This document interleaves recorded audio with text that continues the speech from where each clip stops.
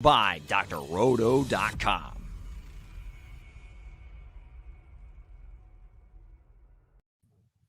Hey everyone, welcome to the Look Back podcast with Sam and Maddie, brought to you by drroto.com. Get your daily prescription of fantasy sports. I'm Sam Holt, and I'm joined by Madi Kroll for our first ever episode. I'm so excited. I am so excited. You guys have no idea. I'm pumped up. This is going to be awesome. So in case you are new to Dr. Roto, this is new to us to be recording together, but we're going to be breaking down the week that was every single Monday night. So you guys get to tune in and catch up with us as we have our initial reactions. You guys can have your reactions to the games that just transpired, including the Cowboys game, which we will get to last. But I know that the game just ended. Any quick thoughts from you, Maddie? I told you so to all those people trying to drop Zeke after week 1. That's all I have to say. Right? Oh my gosh, I saw so many tweets like that. Just like, so all of you guys that traded him, I hope you got something good because, wow, he showed up today. But yeah, we can get into that later. Let's talk quickly about the Thursday night game, Texans-Panthers. Obviously, the big takeaway there is Christian McCaffrey is injured, but he's not going to be placed on IR. He'll be out a couple weeks, but it's tentative. Now, I'm sure you're a McCaffrey owner. I am as well. Are you rushing out to pick up Chuba Hubbard, or do you already have him rostered? I actually already had him rostered in Nice. one league. I'm trying to work out a trade situation. The thing that worries me about McCaffrey is I feel we've already watched him rush back before. I'm worried he's going to do it again. So I had some backups going into this year, knowing that I wasn't 100% confident he was going to be here all season, especially with the extended game.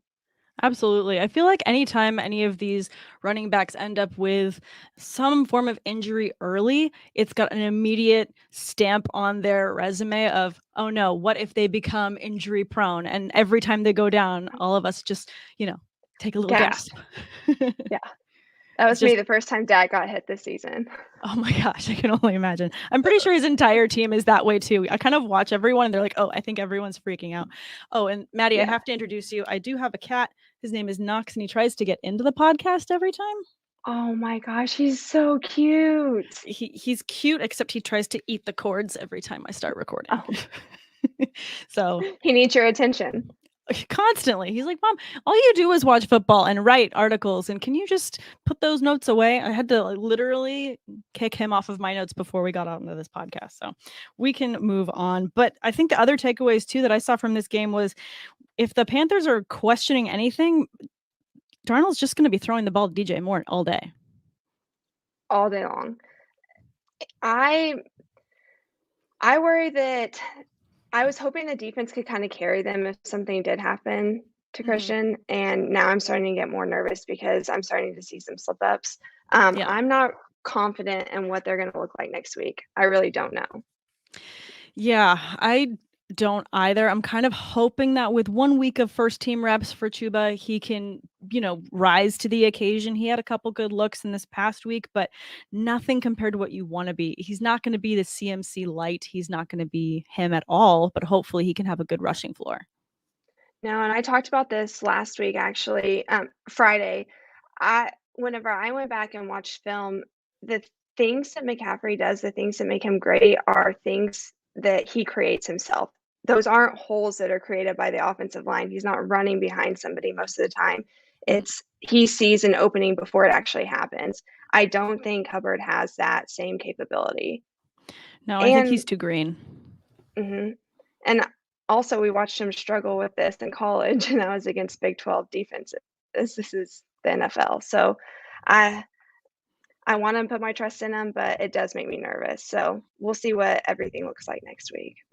Absolutely. But, hopefully people can find ways to, shore up their running back position when CMC is out. And then the other takeaway from this game to me was, is Brandon Cooks going to be a top 5 receiver by the end of the year? Like, is he just that good because there's nobody else there worth the Texans? I was going to say, I don't think that there's anyone else there. And I think that everybody is seriously underestimating the Texans because they're kind of a dumpster fire this year, especially with their front office. So I don't put it past him. I think that he has the capability. Absolutely. I mean, he's averaging literally almost 100 yards a game. And he's got, this last week he had 11 targets for 9 receptions and 112 yards. The only thing he didn't have was a touchdown, but he still has such a good floor. He makes it look so easy too. It just looks effortless. I kind of wonder if all the other defenses are also scheming against Houston and just kind of forgetting about Brandon Cooks being there. And they're just like, I don't really recognize any of these names anyways. Do we really have to put up much of a fight? They're kind of using it like a running bye week in some ways, and they're just not prepared. I kind of did that.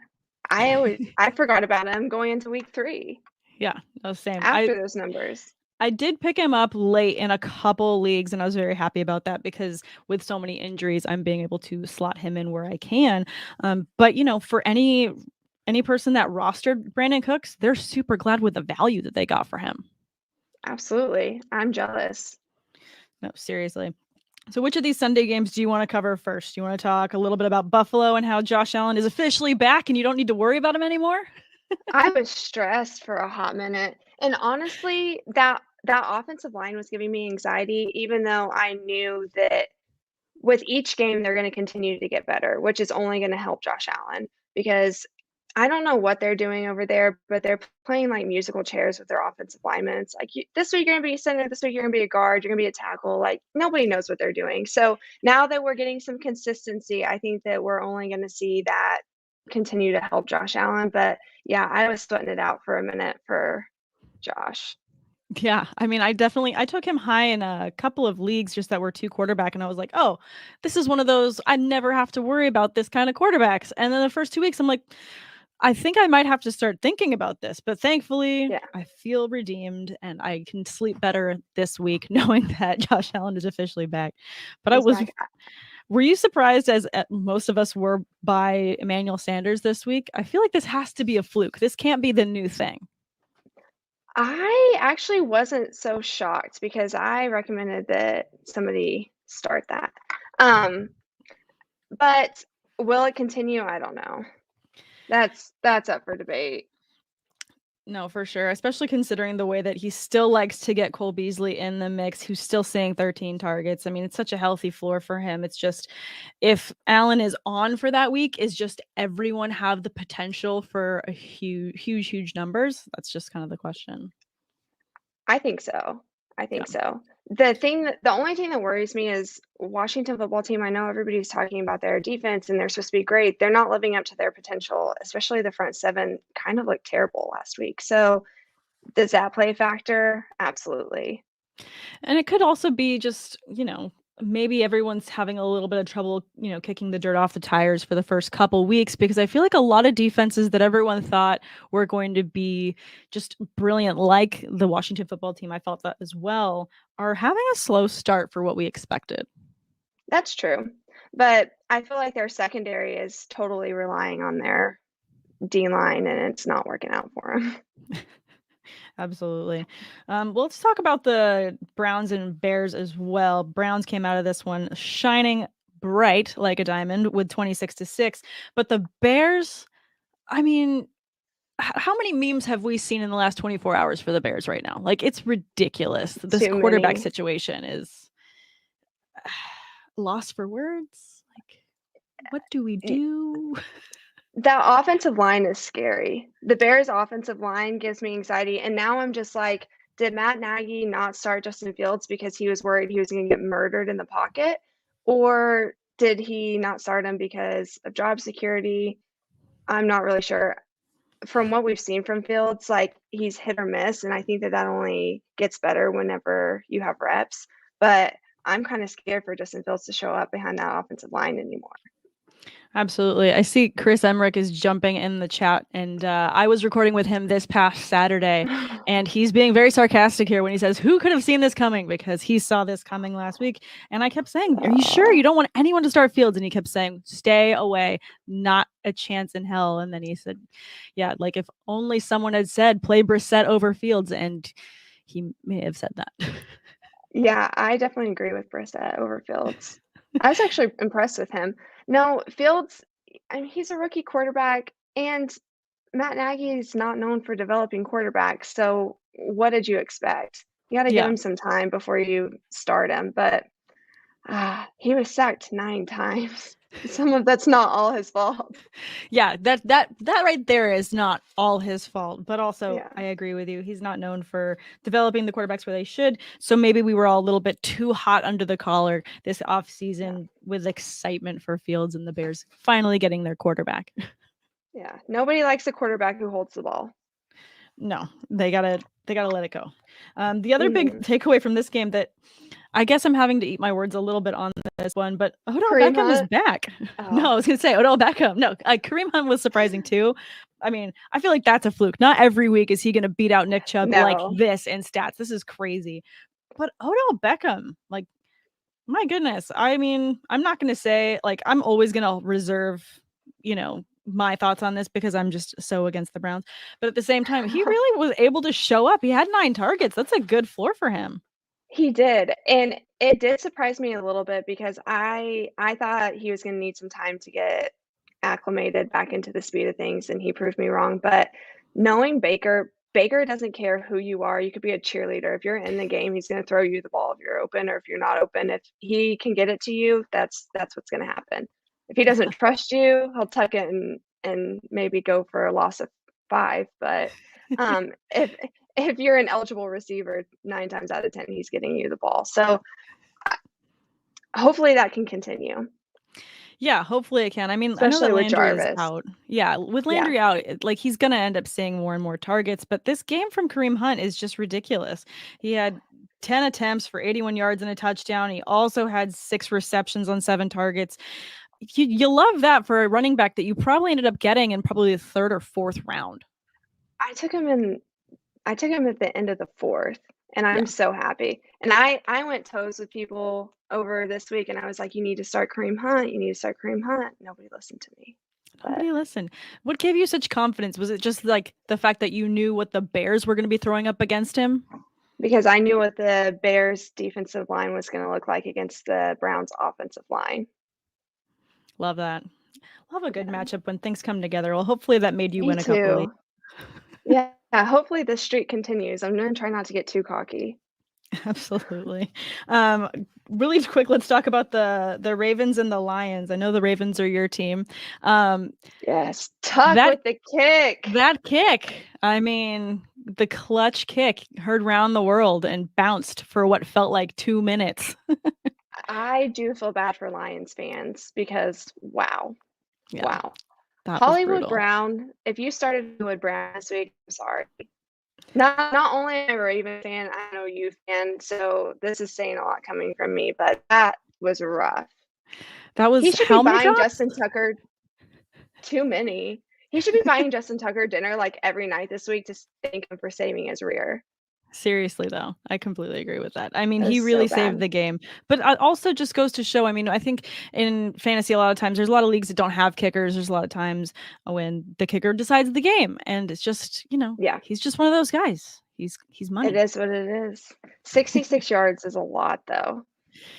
And Yeah. then the 4th down conversion, 4th and 19 conversion. Mhm. What did you think about the delay of game? Should they have called that?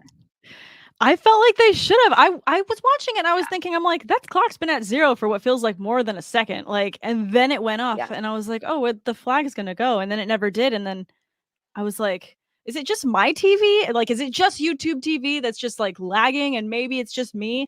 I couldn't believe that it was actually a thing until I started seeing it all over Twitter. And I was like, oh, Yeah. that's I did bad. the same thing, and then watching the replays, I was like, "Okay." But then again, as a Ravens fan, in the moment, I was just excited.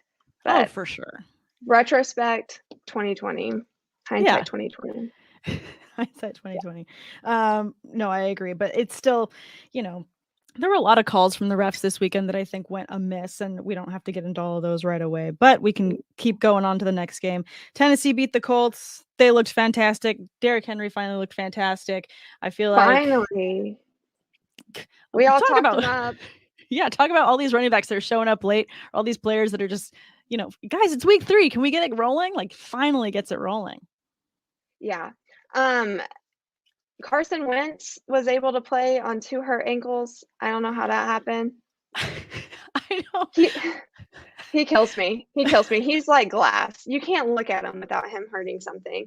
I do feel bad for Colts fans because now Quentin Nelson's out again. I don't know is he out? It was a high ankle sprain, I think.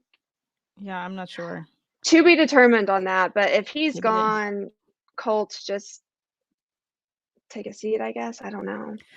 Yeah, Wentz didn't look great, but also, yeah, I mean, how much do you have to tape those ankles? Like, did he just tape all the way from like his actual foot down up to his knee just to like, get him to run? Because he was running not very well either.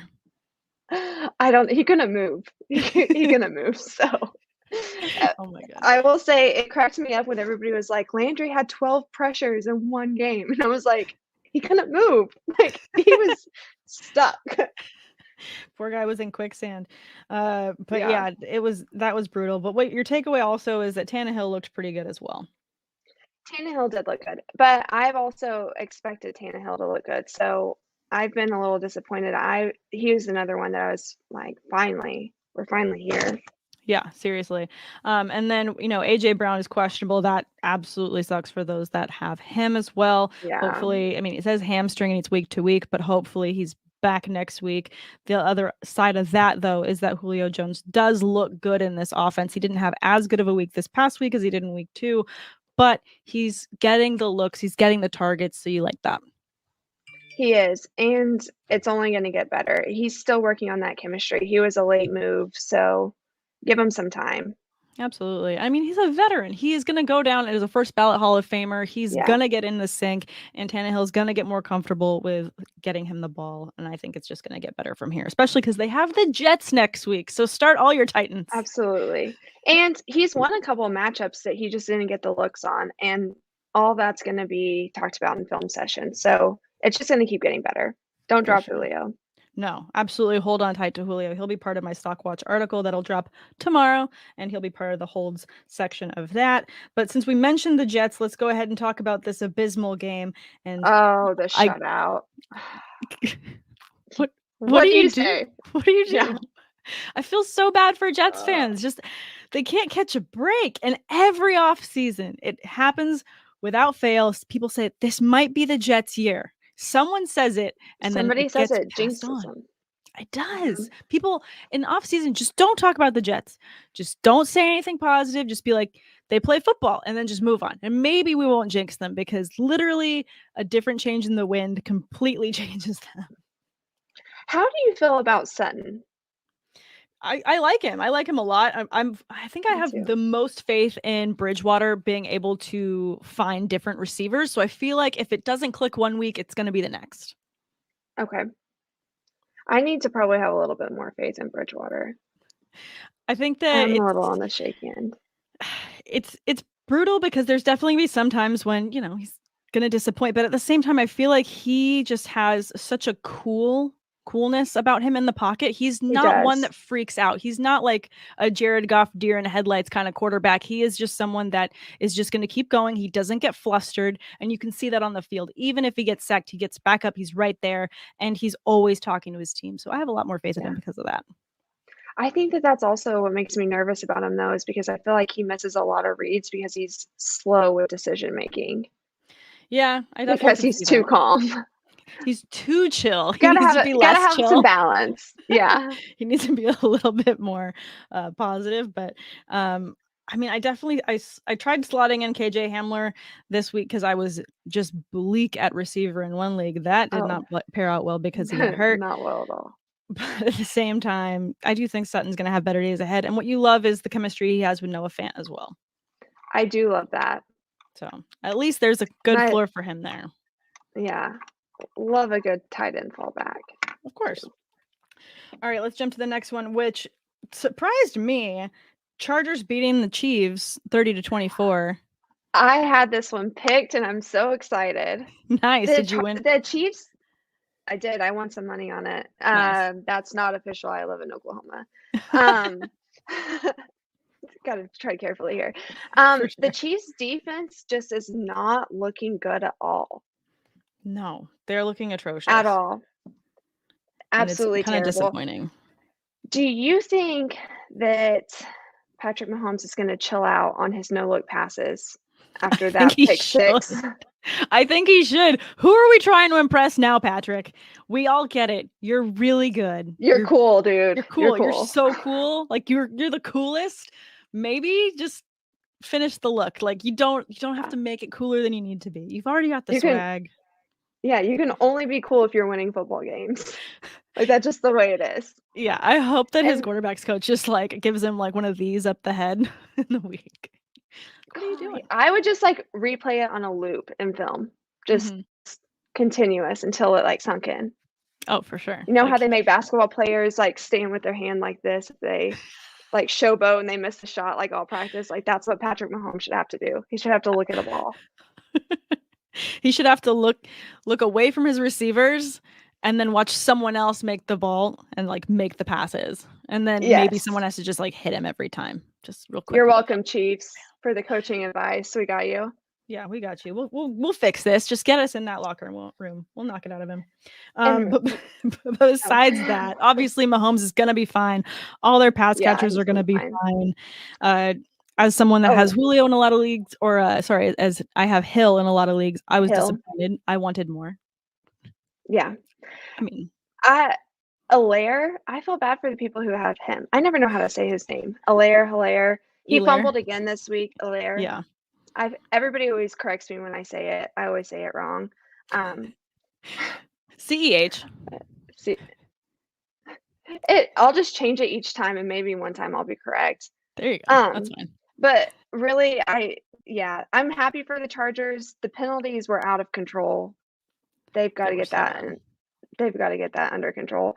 And honestly, kudos to Staley. Like he had the guts all game. He was so aggressive, and I love that. I like actually tweeted it out. But the 4th and 9 call, and then deciding to go for the touchdown. Would you have made the same decision? Giving the ball back to Patrick Mahomes. So I think it was like 35 seconds left. I mean, probably not. I'll be honest. I want to sound cool and be like, oh, I totally would go for it. But I can't imagine what I would do in that situation the same exact way. But I did like the call as well, having faith in his team to push it forward. And the lack of faith in his kicker, who turned around and missed the point after kick too. That's what somebody was like, he shouldn't have done that on Twitter. And I was like, okay, but his kicker. Oh, thank you for the. Oh, thanks, Scott. I appreciate that. Appreciate you. You are the man. Elaire. The man dropping in here. We appreciate you, Scott. Now I'm never going to forget it. But yeah, no, that kicker was absolutely terrible. So honestly, I might have gone for it just because I don't trust the kicker.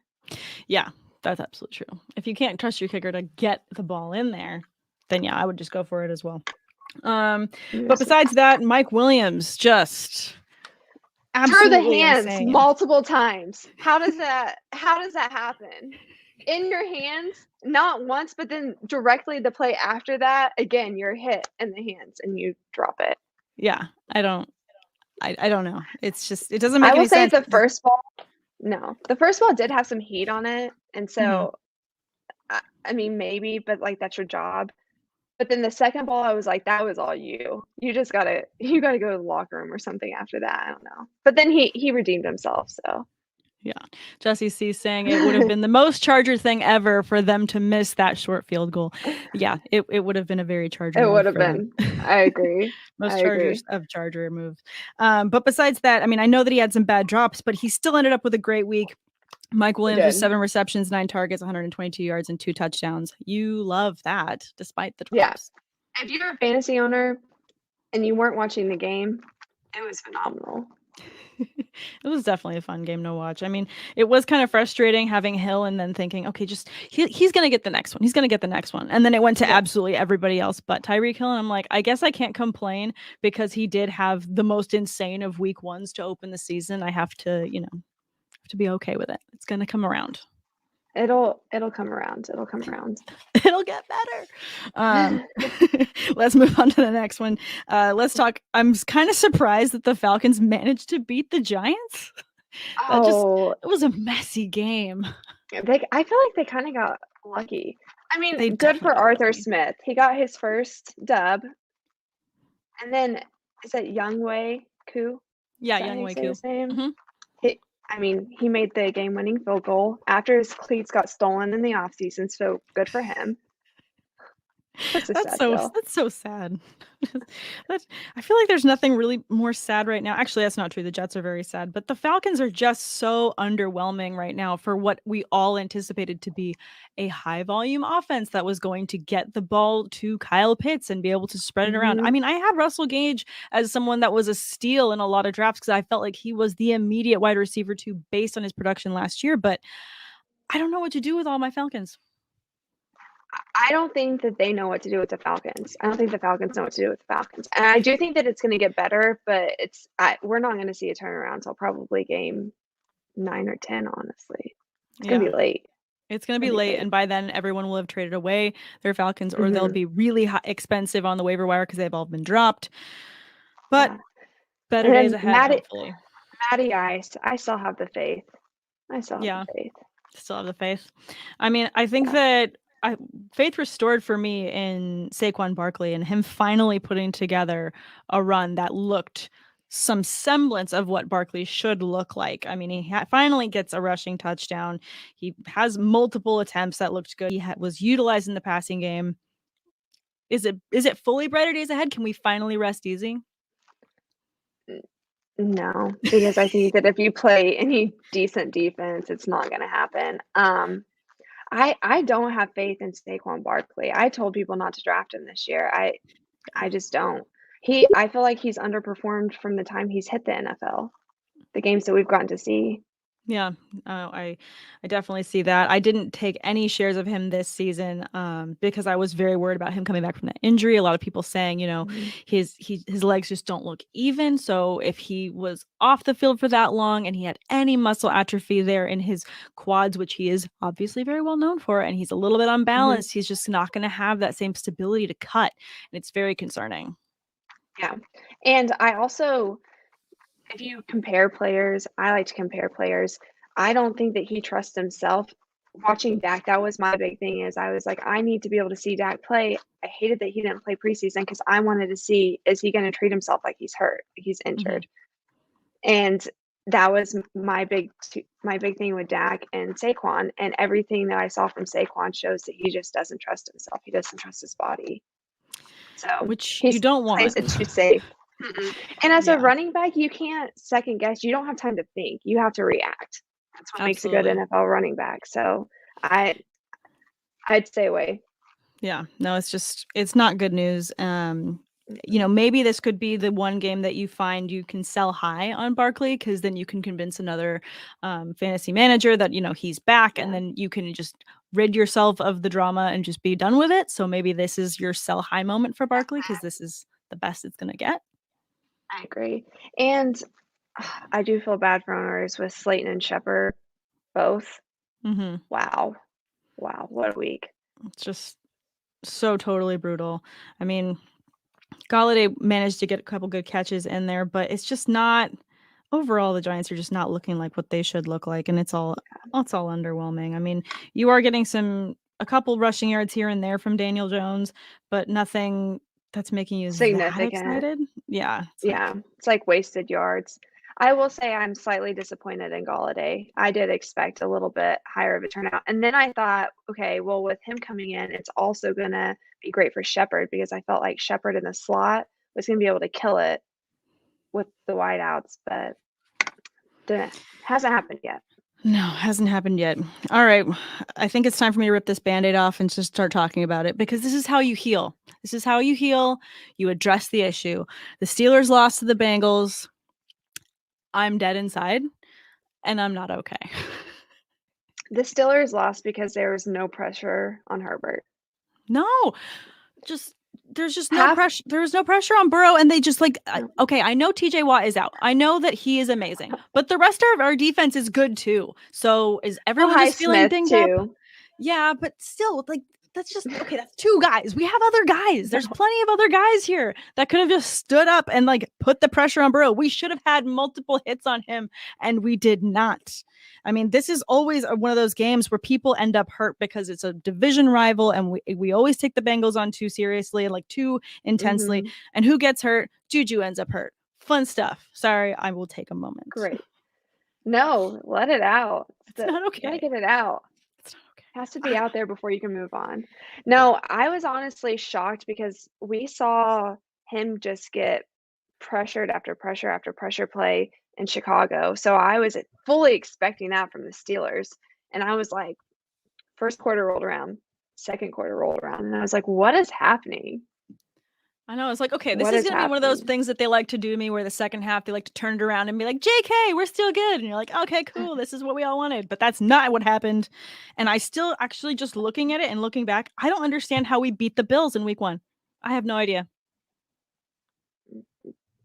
Yeah, Josh Allen wasn't connecting and the offensive line was all together. That's how that happened. But also you guys had your full team. I almost tweeted out because I had a lot of people complaining about Watt getting the deal that he got. And I wanted to tweet out, so who's complaining about Watt's deal now? But I didn't. I Yeah. decided to stay out of the drama. Jamar Chase is a stud. He is Phenomenal. fantastic. I mean, Wow. I think we all knew that connection was going to be great when right when the pick happened and we all realized, okay, clearly Joe Burrow just picked up the phone and said, "No, you're going to go get my guy. You're not going to get who you Yeah, wanted to get. Go get my boy." And they did, and all of us were like, "Okay, I guess this is happening. This is a thing. It's officially a thing." it is. And it's beautiful. I'm here for it. I mean, It, you probably are too when they're not playing the Steelers. I mean, I do have a couple Jamar Chase like shares in my leagues. There I'm we go. not one of those You're people. smart. I Yeah, will you I have will to. pick up the opposition's players. I will. There's just a, it's You have hard to for me. disassociate to be a good fantasy player. You do. I do have to set my personal bias aside. Plus, it doesn't matter for me anyways because everyone that I'm in leagues with anyways, they always take my Steelers, so I never get any of them. So I never have that where I can root for my own Steeler. I think I have one share of Chase Claypool in one of my like 13 leagues. It's ridiculous. It's like I lost one fantasy league one year, and my punishment the next year was I couldn't draft any of the players from my team. None. That's an interesting punishment. It was a killer. That's Killer. brutal. But I mean, again, Jamar Chase, he's here to stay. He's going to have a healthy floor. He's someone that you want to be slotting in every single week. They've got Jacksonville next week. That matchup I love too. It's just, I mean, is he going to go for 2 touchdowns too? Yeah. I throw Mixon in as a flex. Yeah. I see that. Definitely could see that. I love that matchup for them for that reason though. And it's just his floor is going to be insane. All right, let's talk. Unreal. Let's wrap it up with the game of Monday Night Football that we just got to see. Dallas versus the Eagles. Dak is back. It was an emotional game for him back. So very powerful. Fun to see that. Love to see him feeling that strong, that confident, and showing out the way that he did. Crying out loud. I kind of had a feeling he was going to do that. He's that showboaty guy, he's back at home. He was ready. It's first time in a long time. He left in tears last time. So come out and do your thing. And he did.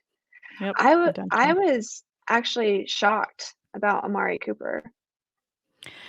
Yeah. I felt like this was his time to prove himself. 100%. So looking at the stats, it doesn't make sense either too. I mean, and I was shocked by Schultz. Like, okay, he can play. Yeah. I just wasn't. I don't know why I wasn't expecting that. I kind of had Jarwin ranked higher than him, but I was wrong. I mean, maybe it was just this week too. I mean, you never really know. I think with the tight ends, it could be someone else. Yeah. But the Cooper thing was very disappointing. In one league, I was against Cooper, and I actually have to double check it because I was like, there's no way I'm going to win this. I'm down by so many, but I had one defensive player left. And the last I saw, I was really close to edging someone out with a couple more tackles. So I have to check it after more stats get added up tomorrow. Fingers crossed. That's the most brutal way to win when you get a stat correction. Though. I've benefited from them. And I've also been, punishment on them. But besides that, CeeDee Lamb's obviously CeeDee Lamb, and he's always going to be amazing. So he didn't have, and he's only going to get better. He's only going to get better. He's just one of those guys that you watch him play, and he just looks like such a better veteran presence than his age actually is. I agree. And I also think that the more he continues to put on weight, it's going to get better and better. He came in like a string bean. He did come in like.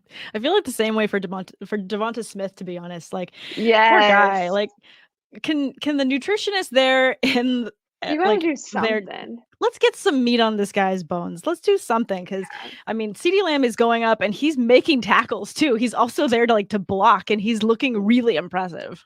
Yeah. Well, he knows how to position his body. He does, which is great. I think that also goes to like the between the ears side of him. Like, he is just a really smart player with how he controls his intelligent. Body. Mm-hmm. And even the way you can tell by the way he mind controls defensive players as well. Mm-hmm. Because a lot of times he has them beat before his body does anything, which is, I don't know how it happens, but he used to do it at OU. Yeah, for sure. Beautiful. Love it. Zeke, so happy. And I said this before, everybody was hating on Zeke after week 1, but Zach Martin was out and Zeke runs behind Zach Martin. Why would you not? He's just, I'm just so happy. Keep doing you, Zeke. You keep doing your thing. You keep getting all of these yards, all of these rushing attempts, the multiple touchdowns. I mean, just keep being you, Zeke, and all of us will stay on board. Although you do feel bad for those that freaked out after week 1. Sure do. Yeah. I don't know why I'm so passionate about it. I was arguing with people, or not arguing, but I was like pleading people, like, please don't trade him. I was on different apps. I was on SportsMe, and I was like, please, you guys, please don't. Just don't. Guys, like, give it some time. Wait for Zach Martin to come back. They were game planning for the secondary. Don't trade him. Don't do it. Well, hopefully people actually held on to him, and now they're very grateful for having done so. So yeah, definitely better days ahead. But do you have any thoughts going into week 4, games that you're especially excited about? Not any that I was as excited about coming in. I will say these coaches are surprising me this year with how aggressive they're being. Definitely. I'm still not over week 3. I don't know. What game are you excited for? I mean, I'm definitely excited for this whole narrative of the revenge game of Brady versus Belichick. Did you see that commercial with the Adele music in the background? Like, how dramatic was that? I haven't seen that. It's hilarious. Need to get on there. It was on a commercial. Google it after this. Yeah, it's the Hello song. Set to break... Oh, stop. So good. It's like, and they're running it on much NBC. Coverage. No, it's gonna be ridiculous.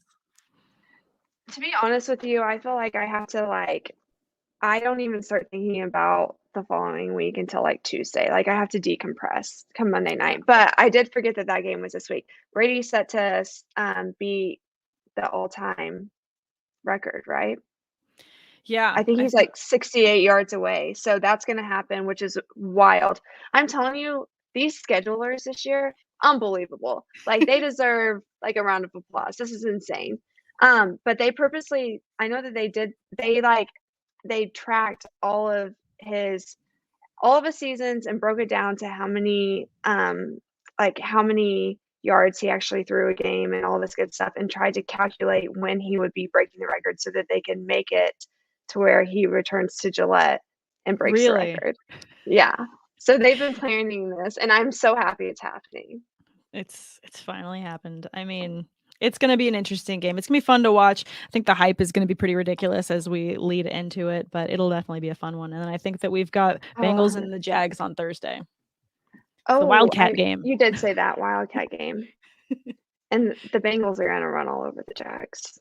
Yeah, I love that. Big Jamar Chase game. Looking forward to it, and probably going to see a couple sacks on Trevor Lawrence, because my takeaway from these first 2 weeks or first 3 weeks is Trevor Lawrence is going to get sacked and he's going to throw interceptions.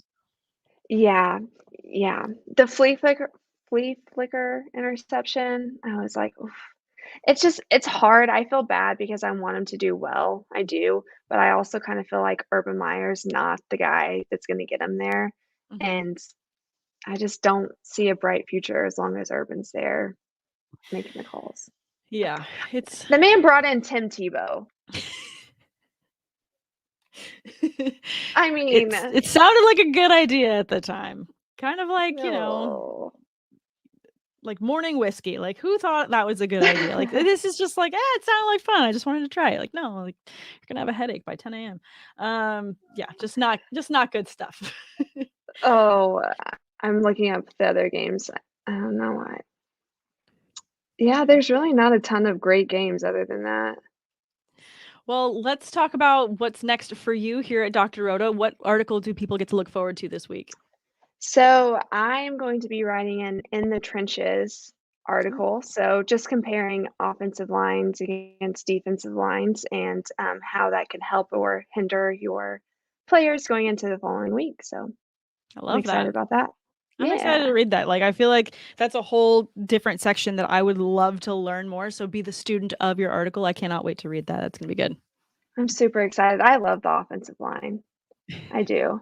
It's how I fell in love with football, which is funny because most people don't. I'm telling you, they don't get any credit, but they know their stuff. And offensive linemen are so intelligent. Like, people don't realize. I lived with some of the offensive linemen at OU, and watching them break down film or learn the playbook, it's unbelievable. Like, the things that they have to know and how they have to know them, beautiful. Just makes it more interesting, you know? Music to my ears. Why can't we just all talk football all day long? I know. That's why I'm trying to do that. Thank you, Doc. Me too. High five. We're going to do it. It's going to happen. All right. Thanks, guys, so much for listening to the Look Back with Sam and Maddie. Check out all the other content, seasonal and DFS tools, as well as premium access to our staff for all your fantasy sports questions in the members-only Discord right here at drroto.com. Any last words, Maddie? I think you covered it. Thank you guys for tuning in. Yes. Thanks, guys. And check us out next week for the same thing all over again. For sure. Good luck this week. Bye. Bye, guys. Thanks for stopping by the office. Get your fantasy prescription by subscribing to the channel and checking out